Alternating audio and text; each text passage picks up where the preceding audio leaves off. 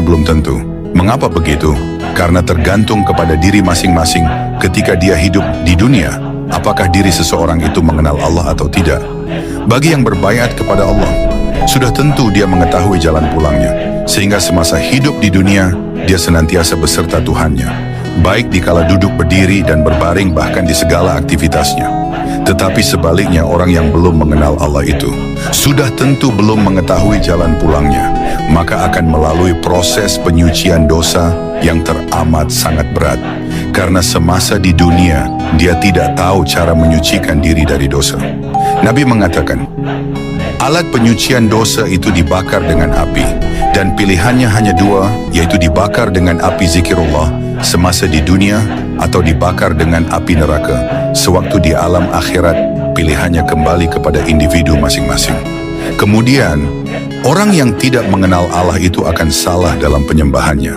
Yang disembahnya hanya angan-angan kosong belaka, karena yang dikenalnya hanya namanya. Tapi yang punya nama, Allah tersebut tidak dikenalinya. Sehingga terjadilah lain yang diperintah, lain pula yang dikerjakannya. Salah satu contohnya yaitu, kata Tuhan, dirikanlah sholat untuk mengingat Allah. Tetapi yang terjadi di saat sholat, lain pula yang diingatnya. Sedangkan apapun yang diingat di saat sholat itu, itulah yang menjadi Tuhannya. Tanpa disadari dirinya telah menghadirkan berhala-berhala dalam ingatannya. Artinya di saat sholat tanpa disadari, telah menyekutukan Allah. Jadi, orang yang meninggal dunia bisa langsung kembali kepada Allah itu, yaitu orang yang semasa hidup di dunia telah mengenal Allah, sehingga selalu mengekalkan hatinya kepada Allah sampai di akhir kalamnya. Orang yang semasa di dunia matanya buta, tidak melihat Allah, maka di akhirat nanti akan Allah jadikan matanya lebih buta lagi.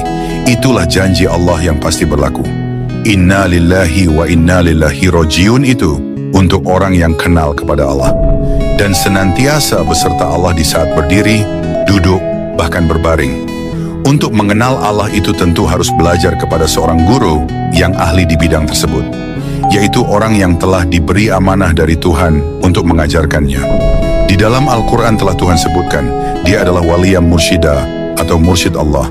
Ulama tersebut masih ada di zaman ini, bahkan masih banyak, tetapi tidak banyak orang yang mengetahui kecuali orang-orang tertentu, yaitu orang yang telah berbaiat kepada Allah dan yang kekal hatinya kepada Allah.